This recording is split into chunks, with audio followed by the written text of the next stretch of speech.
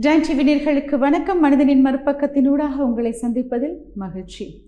இன்றைய நிகழ்ச்சியில் இடம் பிடித்தவர் இந்தியாவினுடைய பொருளாதாரத்தில் பெரிய ஒரு பங்களிப்பை ஆற்றியவர். அவருடைய ஆட்சி காலத்திலே வீழ்ச்சியை சந்தித்திருந்த இந்தியாவிற்கு மிக முக்கியமான பங்களிப்பை செய்து பொருளாதார ரீதியிலே மிகுந்த அளவு முன்னேற்றத்திற்குரிய அனைத்து வழிகளிலும் துணையாக இருந்தவர். அப்போ எல்லாருக்குமே யார் அப்படின்னு தெரியும். டாக்டர் மன்மோகன் சிங் அவர்களுடைய வாழ்க்கை வரலாறு. இவருடைய வாழ்க்கை அப்படின்னு சொல்லும் பொழுது ஆரம்ப காலகட்டம் பார்த்திங்கன்னா அழகான ஒரு பருவம், ரொம்ப அன்பான பெற்றோர்களுடைய வளர்ப்பில் தான் இவங்க வளர்கிறாங்க. அதற்கு பிறகு இவருடைய வாழ்க்கையினுடைய ஒவ்வொரு படிமுறையை பார்க்கும் பொழுது அற்புதமாக இருக்கும். ஏன்னா பொருளியலாளர், அதிக சிறந்த கல்வியை பெற்றவர், கல்வி தகுதிகள் அதிகமாக உடைய ஒரு நபர். அதற்கு பிறகு இந்திய சரித்திரத்தில் நிறைய அரசியல் தலைவர்களை ஒன்றன் பின்றாக ஒன்றன் சந்திச்சிருக்காங்க. எல்லாருமே சிறந்த முறையிலே வழிநடத்தியிருக்காங்க. இவரும் பொருளாதார ரீதியில் இந்தியாவை முன்னேற்ற பாதைக்கு வழிவகுத்தவர். கிட்டத்தட்ட 10 வருட ஆண்டு காலம் பதவியில் இருந்த ஒரு தலைவராக இவர் பார்க்கப்படுகிறார். அதுவும் தற்செயலாக ஒரு பிரதமராக தன்னை மாற்றி அமைத்து கொண்ட சந்தர்ப்பம். எல்லாருமே எதிர்பார்க்கல இவருக்கு பிரதமர் பதவி கிடைக்குமா அப்படின்னு. ஆனால் தற்செயலாக அவர் பிரதமராக அமர்த்தப்பட்ட ஒரு சந்தர்ப்பம் இருக்கிறது. ஆனால் அதற்கு பிறகு 5 வருடங்கள் முடிந்த பிறகு மக்களவைத் தேர்தலை சந்தித்து அதற்கு பிறகு வெற்றியை பெற்று முழுமையாக பிரதமர் பதவியில் அமர்த்தப்பட்டார். அப்போ தற்செயலாக அமைந்த ஒரு பிரதமர் அப்படின்னு கூட சொல்லுவாங்க. இவரை பார்க்கும் பொழுது ரொம்ப பண்பான ஒருவர். அமைதியாக பேசுவாராம், கூச்ச சுபாவம் அதிகம் இருக்குமாம், சத்தமாக அதிகம் பேச மாட்டாங்களாம், வார்த்தைகளே அளந்து பேசுவாராம். அதே நேரத்தில் அதிகாரமாக அதட்டி பேச தெரியாதாம். வெளியிடங்கள், அதாவது ஒரு பொது இடம், மேடை, அதில் பேசினாலும் அப்படி தான் இருப்பாங்க. வீட்டில் பார்த்தா வீட்லேயும் ரொம்ப அமைதியாக அன்பாக பேசக்கூடிய ஒரு நபர். அதே நேரத்தில் அதிர்ந்து பேச மாட்டாங்களாம். எப்போவுமே நிறைய முடிவுகளை எடுப்பதில் பல தாமதங்கள் இருந்தது அப்படின்னு நிறைய விடயங்களை முன்னாடியெல்லாம் சொல்லியிருக்காங்க. நிறைய முடிவுகள் அவரால் தெளிவாக எடுக்க முடியாது, அவருக்கு யாராவது எடுத்து கொடுக்கணும் அப்படிலாம் நிறைய கருத்துகள் பத்திரிகைகளில் இடம் பிடித்திருந்தது. ஆனால் அவருடைய சிந்தனை, அவருடைய நேர்பார்வை, அவர் பார்த்த விதம் பொருளாதாரத்திலே இந்தியாவை எவ்வளவு தூரம் உயர்த்த முடியும் அப்படின்னு அவருடைய அந்த கடுமையான உழைப்பு என்பது 10 வருட காலத்தில் இந்தியாவினுடைய பொருளாதாரத்தில் பாரிய அளவு மாற்றத்தையும் எழுச்சியையும் கொடுத்தது என்பதுதான் உண்மை. இன்றைய பாகிஸ்தானின் கார் நகரில் பிறந்த மன்மோகன் சிங் 1947 இந்திய பிரிவினையின் போது குடும்பத்துடன் இந்தியாவுக்கு குடிபெயர்ந்தார். இவர் பார்த்திங்கன்னா பொருளியல் முனைவர் பட்டம் பெற்று 1966-69 காலகட்டத்தில் ஐக்கிய நாடுகள் அவையில் பணியாற்றியிருக்கிறார் அப்படின்றதையும் சொல்லியிருக்காங்க. லலித் நாராயணன் மிஸ்ரா அவரை வணிக தொழில்துறை அமைச்சகத்தின் ஆலோசகராக நியமித்திருந்தாங்க. அதே நேரத்தில் பார்த்திங்கன்னா இந்திய அரசாங்கத்தின் தலைமை பொருளாதார ஆலோசகராகவும், ரிசர்வ் வங்கியின் ஆளுநர், திட்ட ஆணைக்குழுவின் தலைவர் அப்படின்னு பல பதவிகளை வகித்த ஒரு சிறந்த ஒரு மனிதராக அவர் பார்க்கப்படுகின்றார். மன்மோகன் சிங் அவர்கள் பிரதமராக பதவியேற்று நாடாளுமன்றத்தில் அவங்க பேசும்பொழுது முக்கியமாக நிறைய விடயங்களை முன்வைத்திருக்காங்க. அதாவது 10 வயதில் இருக்கும் பொழுது தான் வாழ்ந்த ஊரில் பார்த்திங்கன்னா நீர் வசதி, மின்சார வசதி, சாலை வசதி எதுவுமே கிடையாதாம். மிகுந்த அளவு பின்தங்கப்பட்ட ஒரு கிராமத்திலிருந்து வெளிவந்தவங்க தான் டாக்டர் மன்மோகன் சிங் அவர்கள். அப்போ இதற்கு பிறகு அவங்க எப்படி படித்தாங்க அப்படின்னா அது அவருடைய ஒரு தனித்துவமாக பார்க்கப்படுகின்றது. அப்போ சின்ன வயதிலே அவங்களுடைய அம்மா இறந்துட்டாங்க. அப்போ அம்மா இறந்த பிறகு அப்பா தொழில் நிமித்தமாக நிறைய வெளியூர்களுக்கு போவாங்களாம். அப்போ இந்த குழந்தை தனித்து இருக்கும் பொழுது என்ன பண்ணுவாங்கன்னா பாட்டி வீடு அப்படி இல்லைன்னா உறவுக்காரவங்க வீட்டில் தங்கி வாழ வேண்டிய ஒரு சூழல் அவருக்கு. அப்போ என்னென்னா எந்த ஒரு விடயத்தை பெற்றோர்கள்ட்ட கேட்குற மாதிரி கேட்க முடியாது இல்லையா. உறவுக்காரர்கள்ட்ட கேட்கும் பொழுது கொஞ்சம் தயங்கி கேட்கறதுனால அதுவே அவருக்கு பழக்கமாகினதுனால கொஞ்சம் கூச்ச சுபாவம், அமைதி, எதையுமே யாருக்கிட்டையுமே அதட்டி தட்டி கேட்க முடியாத ஒரு சூழ்நிலையில் தான் வளர்ந்ததாக சொல்லியிருக்காங்க. தன்னுடைய உறவினர்கள் வீட்டில் வளர்ந்ததுனால எதையுமே முன்னின்று கேட்க முடியாத ஒரு சூழ்நிலையில் வளர்ந்த ஒரு குழந்தையா கல்வியில் அதிகமான நாட்டம் பெற்ற டாக்டர் மன்மோகன் சிங் அவர்கள் படிக்கிறாங்க. படித்து என்ன பண்ணுறாங்க அப்படின்னா கல்லூரிக்கு போகும்பொழுது அங்கே கல்லூரியில் விடுதியில் தங்குறாங்க. தங்கி இருக்கும் பொழுது கொஞ்சம் கூச்ச சுபாவம் அதிகம் இருக்கிறதுனால யாருக்கிட்டையுமே அதிகம் பேச மாட்டாங்க. மாணவர்கள் எல்லாம் எழும்பும் வேலைக்கு முதல், அதாவது அதிகாலையிலே தானே முன்னாடி எழும்பிடுவாங்களாம். எழும்பி என்ன பண்ணுவாங்களாம், கல்லூரிக்கு செல்ல வேண்டிய ஆயத்தங்களை எல்லாம் முடித்து வகுப்புக்கு போயிடுவாங்களாம். அப்போது மாணவர்கள்ட்ட பேசுகிறதுக்கு நேரமும் இருக்காது, படிப்பில் கவனம் இருக்கும், தேவையற்ற விடயங்களில் பங்கு பெறுவதையும் தவிர்த்துருவாங்களாம். இதுவும் என்ன அப்படின்னா ரொம்ப அமைதியாகவும் பண்பாகவும் வளர்வதற்கு ஒரு சாத்தியமாகவும் பார்க்கப்படுகின்றது. பஞ்சாபில் பட்டப்படிப்பு முடிக்கிறாங்க. அதற்கு பிறகு உலகில் தலை சிறந்து விளங்கும் கேம்பிரிட்ஜ் மற்றும் ஆக்ஸ்போர்ட் பல்கலைக்கழகத்தில் பொருளியல் நிபுணராக வெளிவர்றாங்க. இது அவருடைய தனி சிறப்பாக பார்க்கப்படுகிறது.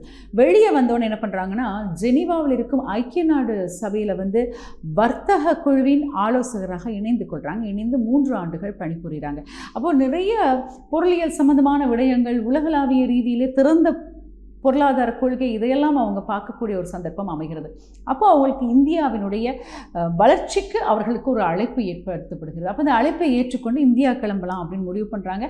அப்போ ஐக்கிய நாடு சபைகளுடைய தலைவராக இருந்தவர்கிட்ட தான் இந்தியாவுக்கு செல்கின்றேன், இந்த பணியிலிருந்து தான் விலகிறேன் அப்படின்ற ஒரு கடிதத்தை முன்வைக்கும் பொழுது அவர் என்ன சொல்கிறார் அப்படின்னா, நீங்கள் என்ன முட்டாளாக இருக்கீங்களா, எப்படி இவ்வளோ பெரிய ஒரு பதவியிலிருந்து விலகி ஊருக்கு போகிறீங்க அப்படின்னு சொல்ல முடியும் அப்படின்னு அவர் விவாதம் பண்ணுறாரு. அப்போ இவர் நிறைய காரணங்களை முன்வைக்கிறார். டாக்டர் மன்மோகன் சிங் அவர்கள் நிறைய காரணங்களை முன்வைத்து நான் இந்தியாவுக்கு ஏன் பயணம் செய்ய வேண்டும் அப்படின்றத அவங்க சொல்கிறாங்க. அதற்கு பிறகு ஓரளவு சம்மதித்த பிறகு ஐக்கிய நாடு சபைகளுடைய தலைவர் என்ன சொல்கிறார் அப்படின்னா, வாழ்க்கையில் அதிக நேரம் புத்திசாலிகளாக இருப்பதை விட முட்டாள்களாக இருந்தால் விவேகமாக செயல்பட முடியும் என்பதும் ஒரு சில காலகட்டங்களில் அது உண்மையாக பார்க்கப்படுகிறது அப்படின்ற ஒரு கருத்தை ஐக்கிய நாடு சபையினுடைய தலைவராக இருந்தவர் குறிப்பிட்டிருந்தார். ஏன்னா மன்மோகன் சிங் அவர்கள் தொழிலாற்றி அந்த காலகட்டத்தில் ஐக்கிய நாடு சபையில் தலைவராக இருந்தவருடைய ஒரு கூற்றாக அது பார்க்கப்படுகிறது. இவர் அதை ஏற்றுக்கொண்டு இந்தியா பயணமாகறாங்க. இந்தியா பயணமாகி மன்மோகன் சிங் அவர்கள் எதிர்பாராத விதத்திலே அமைச்சர் பதவி அவருக்கு கிடைக்கிறது. அதற்கு பிறகு பார்த்திங்கன்னா இந்தியாவினுடைய பொருளாதார கொள்கைகளில் முக்கியமான பங்களிப்பு செய்யக்கூடிய குழுக்களிலே தலைவராக தேர்வு செய்யப்படுறாங்க.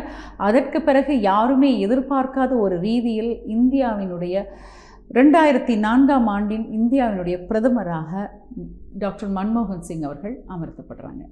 1991ஆம் ஆண்டு இந்தியா கடுமையான பொருளாதார நெருக்கடியை எதிர்கொண்ட போது புதிதாக தேர்ந்தெடுக்கப்பட்ட பிரதமர் நரசிம்மராவ் அவர்கள் அரசியல்வாதி இல்லாத மன்மோகன் சிங்கை தனது அமைச்சரவையில் நிதியமைச்சராக சேர்த்து கொண்டது ஒரு வித்தியாசமான ஒரு நடவடிக்கையாக எல்லாராலும் பார்க்கப்பட்டது. அடுத்த ஆண்டு சில கடுமையான எதிர்ப்பையும் மீறி மன்மோகன் சிங் அவர்கள் இந்தியாவின் பொருளாதாரத்தை தாராளமயமாக்கும் பல கட்டமைப்புகளையும் சீர்திருத்தங்களையும் மேற்கொள்கிறாங்க. கேம்பிரிட்ஜில் கல்வி கற்ற பிறகு மன்மோகன் சிங் அவர்கள் இந்தியாவுக்கு திரும்பி பஞ்சாப் பல்கலைக்கழகத்தில் ஆசிரியராகவும் பணியாற்றியிருக்கிறாங்க. 1960 அவர் முனைவர் பட்டப்படிப்பிற்காக ஆக்ஸ்போர்ட் பல்கலைக்கழகத்துக்கும் சென்றிருக்காங்க. அங்கே பார்த்திங்கன்னா இயன் லிட்டில் என்கிற பேராசிரியரின் மேற்பார்வையில் ஆய்வு செய்து இந்தியாவின் ஏற்றுமதி செயல்திறன் 1951 1960 ஏற்றுமதி வாய்ப்புகள் மற்றும் கொள்கை தாக்கங்கள் என்று தலையிடப்பட்ட தனது முனைவர் பட்ட அறிவறிக்கைகளையும் வழங்கியிருக்காங்க. 1990ஆம் ஆண்டு பல்கலைக்கழக மானிய குழுவில் பங்களிப்பு செய்து கொண்டிருந்த ஒரு காலகட்டத்தில் தான் அவருடைய வாழ்க்கையில் ஒரு பெரிய திருப்பு முனையாக அமைந்தது. அந்த நேரத்தில் பிரதமராக இருந்த நரசிம்மராவ் அவர்கள் என்ன பண்ணுறாங்கன்னா, இந்தியாவுடைய பொருளாதாரம் பாரிய அளவு வீழ்ச்சியை எதிர்நோக்குது அப்படின்னு சொல்லி ஒரு நிதியமைச்சர், சிறந்த கல்வி அறிவை பெற்ற ஒரு நிதியமைச்சர் வேண்டும் அப்படின்றதுனால மன்மோகன் சிங் அவர்களை தெரிவு செய்து அந்த பதவியில் அமர்த்தப்படுறாங்க. அப்போது அவர் தாராளமயமாக்கல் கொள்கை அப்படின்ற ஒரு கொள்கையை முன்வைத்து ஒவ்வொரு நடவடிக்கையை மேற்கொள்கிறாங்க. அந்த சமயத்தில் நிறைய விமர்சனங்கள் எழுப்பப்படுகிறது, பத்திரிகைகளில் எழுதப்படுகிறது. தாராளமயமாக்கல் கொள்கையினால் என்ன ஒரு பெரிய ஒரு முன்னேற்றத்தை இந்தியா சந்தித்து விடும் அப்படின்ற ரீதியிலே நிறைய விவாதங்கள் நடைபெற்றது. ஆனால் தன்னுடைய இந்த முக்கியமான கருத்தை மக்கள் மத்தியில் மாத்திரமல்ல உலகளாவிய ரீதியிலே எடுத்து சென்று இந்தியாவிற்கு மிகுந்த ஒரு பொருளாதார பலத்தை கொடுத்தவர் டாக்டர் மன்மோகன் சிங் அவர்கள். மன்மோகன் சிங் அவர்கள் பதவி ஏற்ற பிறகு நிறைய முரண்பாடுகள் இருந்தன. அந்த முரண்பாடுகளை எல்லாம் தகர்த்தெறிய ஆரம்பித்தாங்க. அப்போது நிறைய கொள்கைகளை முன்வைக்கும் பொழுது அதற்கு முட்டுக்கட்டைகள் போடப்பட்டது. திறந்த பொருளாதார கொள்கை, நிறைய தொழில் நடவடிக்கைகள், தனியார் மயமாக்கல், இந்த செயல் திட்டங்கள்லாம் வரும்பொழுது அதற்கு நிறைய எதிர்க்கட்சிகள் விமர்சனங்கள், அதே நேரத்தில் பார்த்திங்கன்னா நாடாளுமன்றத்திலே நிறைய விவாதங்களை எல்லாம் முன்வைக்க ஆரம்பிக்கிறாங்க. ஆனால் அவர் எதற்குமே அஞ்சவில்லை. இந்தியாவினுடைய பொருளாதாரத்தை எப்படி உயர்த்த வேண்டும் என்பது மாத்திரம்தான் அவருடைய சிந்தனையில் இருந்ததை ஒழிய மற்றவர்கள் என்ன பண்ண போகிறாங்க, என்ன சொல்ல போகிறாங்க அப்படின்லாம் அவர் யோசிக்கல. ஆனால் அந்த அவருடைய அது பொருளாதார கொள்கை, அதாவது திறந்த பொருளாதார கொள்கை எப்பொழுதும் பக்கபலமாக ஒரு நாட்டுக்கு இருக்கும் என்பதை சாதித்து காட்டினார். 1996ஆம் ஆண்டு மக்களவை தேர்தலில் போட்டியிட்டு தோல்வி அடைகிறாங்க. அதற்கு பிறகு பார்த்திங்கன்னா தொடர்ச்சியாக மாநிலவை உறுப்பினராக அவங்க பதவி வகிக்கிறாங்க. சில நேரங்களில் அவர் அரசியல் துறையிலே பிரதமராக இருந்த காலகட்டத்திலே நிறைய முன்னேற்றமான நடவடிக்கைகள் கொள்கைகளை முன்வைக்கும் பொழுது சில நேரங்களில் அவரை சார்ந்திருக்கும் அரசியல் கட்சி என்ன பண்ணுது அப்படின்னா அந்த அவருடைய கொள்கைகளை தன்னுடைய கொள்கைகளாக பிரதிநிதித்துவப்படுத்ததை அவங்க பார்த்துருக்காங்க.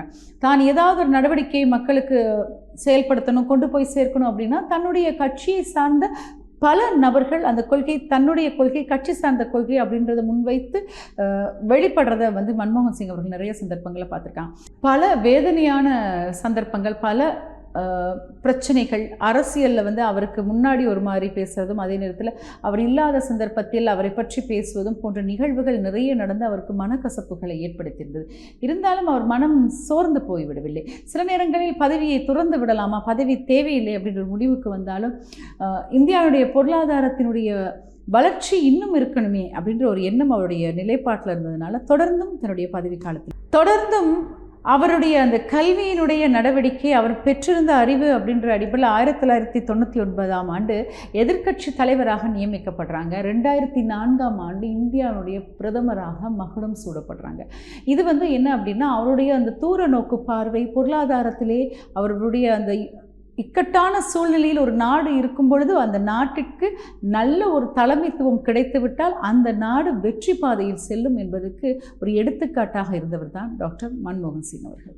பொருளாதாரத்தில் இளங்கலை பட்டம் கேம்பிரிட்ஜ் பல்கலைக்கழகம், பஞ்சாப் பல்கலைக்கழகத்தில் சண்டிகர் இந்தியா மூத்த விரிவுரையாளர், பொருளாதாரம் வாசிப்பாளர், பேராசிரியர் அப்படின்லாம் பதவிகள் வகுத்திருக்காங்க. பொருளாதாரத்தில் முனைவர் பட்டம் நபெல்ட் கல்லூரி அப்படின்ற பல்கலைக்கழகத்தில் அவங்க எடுத்திருக்காங்க. டில்லியில் பொருளாதார பள்ளி, டில்லி பல்கலைக்கழகம் இதிலெல்லாம் அவங்க பங்களிப்பு செய்திருக்கிறாங்க.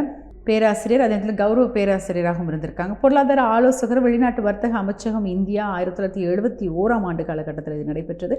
இந்திய அரசின் முதன்மை பொருளியல் ஆய்வுரைஞர் அப்படின்னா 1972ஆம் ஆண்டு இருக்காங்க. கௌரவ பேராசிரியராக இருந்திருக்கிறாங்க. இந்திய ரிசர்வ் வங்கியினுடைய ஆளுநராக 1982ஆம் ஆண்டு பதவி வகித்திருக்காங்க. துணைத் தலைவர், இந்திய திட்டப்பணி ஆணையம் இதிலையும் பங்களிப்பு செய்திருக்காங்க. பொருளாதார விவகாரங்களில் இந்திய பிரதமரின் ஆலோசகர், அன்றைய காலகட்டங்களில் காங்கிரஸ் கட்சியின் ஆதரவில் பிரதமர் அப்படின்ற ஒரு பங்களிப்பு 1990 தொடக்கம் 91ஆம் ஆண்டு வரை நிறைவேற்றிருக்காங்க. மேலும் இந்திரா காந்தி, ராஜீவ் காந்தி, சந்திரசேகர், நரசிம்மராவ் போன்ற பிரதமரின் மந்திரிகளின் அமைச்சரவையில் பல ஆலோசனைகள் வழங்கும் திட்டக்குழு தலைவராகவும் மன்மோகன் சிங் அவர்கள் செயல்பட்டிருக்காங்க அப்படின்னு பார்க்கக்கூடியதாக இருக்கிறது. மன்மோகன் சிங் அவர்கள் தற்செயலாக பிரதமராக அமர்த்தப்பட்டதுனால தன்னையே தான் தற்செயலான பிரதமர் அப்படின்னு சில சந்தர்ப்பங்களில் கூறுவாங்களாம். மனித மேம்பாட்டுத்துறை அப்படின்ற ஒரு பங்களிப்பான துறையில் அவருக்கு மிகுந்த அதிகளவு ஒரு நாட்டம் இருந்தது. ஏன்னா அதில் கல்வி, தொழில், மனிதவள மேம்பாடு இது எல்லாமே செயல்படுத்த முடியும் அப்படின்றதுனால இந்த துறையில் அதிகம் நாட்டம் இருந்ததுனால தான் மாத்திரமல்ல அந்த துறைக்கு பொருத்தமான ஒருவரை நியமிக்கணும் அப்படின்ற எண்ணம் அவரிடத்தில் இருந்தது. அதற்காக சில முயற்சிகளை செய்யும் பொழுது சில இடங்களில் அந்த முயற்சி சரிவராத ஒரு காரணமும் இருந்திருக்கிறது. அது அவருக்கு கவலையும் அளித்திருக்கிறது. மனிதவள துறை என்பது மிகுந்த முக்கியமான ஒரு துறையாக ஒரு நாட்டுக்கு தேவை என்பது அவருடைய கருத்து.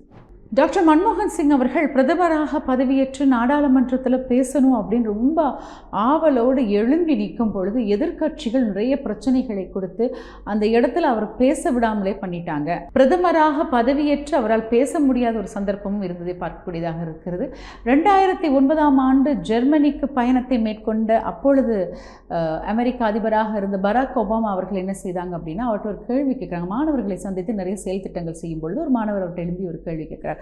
உங்களுக்கு உலகிலே தலை சிறந்த அரசியல் தலைவர் அப்படின்னா யாரை பிடிக்கும் அப்படின்னு சொல்லும் பொழுது அவர் என்ன சொல்றாருன்னா அந்த காலகட்டத்தில் மிகுந்த அளவு பொருளாதாரத்திலும் கல்வியிலும் அதிகமான உயரத்தில் இருக்கும் நல்ல மனிதராக பார்க்கப்படும் இந்தியாவுடைய முன்னாள் பிரதமராக இருந்த டாக்டர் மன்மோகன் சிங் அவர்களை ரொம்ப பிடிக்கும் அப்படின்ற ஒரு கருத்தை முன்வைக்கிறாங்க.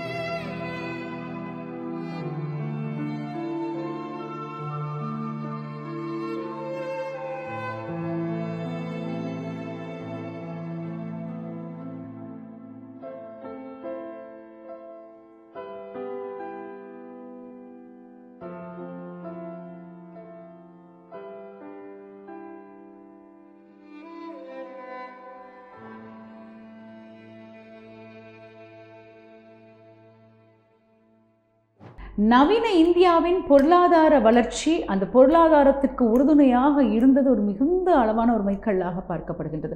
காரணம் அவருடைய பங்களிப்பு, அவருடைய நடவடிக்கை, அதாவது பொருளாதார நடவடிக்கைகளுக்காக அவர் எடுத்து கொடுத்த நிறைய முக்கியமான விடயங்கள் மிகுந்த அளவு பாராட்டத்தக்கதாகவும், இன்றளவும் வளர்ந்து வரும் இந்தியாவுக்கு அவர் ஒரு மிகுந்த பங்களிப்பை செய்திருக்கிறார் என்பதும் உண்மையாக பார்க்கப்படுகிறது.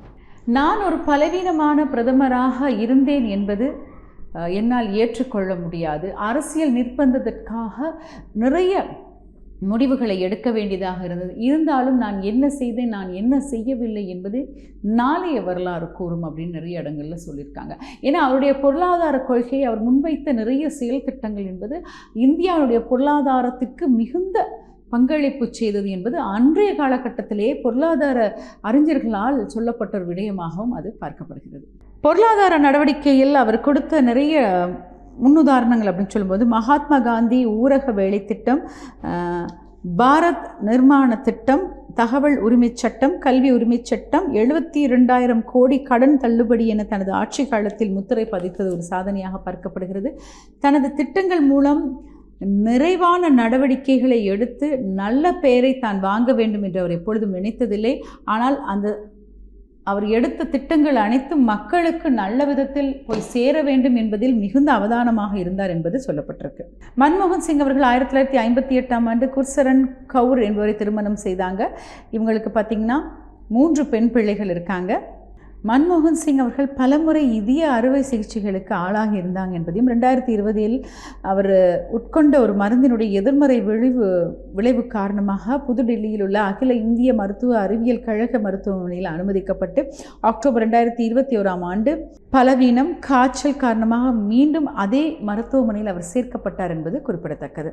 சிறந்த ஒரு அரசியல் தலைவராக டாக்டர் மன்மோகன் சிங் அவர்கள் கொண்டாடப்பட்டார்கள். 2004ஆம் ஆண்டிலிருந்து 2014ஆம் ஆண்டு வரை இந்தியாவுடைய பொருளாதாரத்தில் அவருடைய பங்களிப்பு மிகுந்த அளவு முக்கியத்துவமாக பார்க்கப்படுகிறது. 2024ஆம் ஆண்டு டிசம்பர் 26ஆம் தேதி இதய நோய் மற்றும் வயது முதுமை காரணமாக 92 வயதில் டாக்டர் மன்மோகன் சிங் அவர்கள் இறந்து விட்டார்கள் என்ற செய்தியை ஊடகங்கள் வெளிப்படுத்தியது. நிறைய மக்களுக்கு ஒரு வேதனையை அளிக்கக்கூடிய ஒரு விடயமாக பார்க்கப்படுகிறது. ஒரு சிறந்த தலைவர், நல்ல ஒரு வழிகாட்டி, இந்தியாவுடைய பொருளாதாரத்தில் மிகுந்த ஒரு பங்களிப்பை செய்திருக்கிறார். தன்னுடைய ஆட்சி காலத்தில் முடிந்தளவு ஒரு சேவை செய்த ஒரு நல்ல மனிதராக கொண்டாடப்படுகின்றார் டாக்டர் மன்மோகன் சிங் அவர்கள். பல உலக அரசியல் தலைவர்கள் டாக்டர் மன்மோகன் சிங் அவர்களுடைய மறைவுக்கு ஆழ்ந்த அனுதாபங்களை தெரிவித்திருந்தாங்க. அந்த சந்தர்ப்பத்தில் ஒரு சிறந்த தலைவரை இழந்து விட்டோம் என்ற ரீதியிலும் கருத்துகள் முன்வைக்கப்பட்டிருந்தது. மீண்டும் மற்றொரு மனிதனின் மறுபக்கத்தில் உங்களை சந்திக்கும் வரை விடைபெற்றுக் கொள்ளும் நான் கவிதா ராம்குமார். நன்றி, வணக்கம்.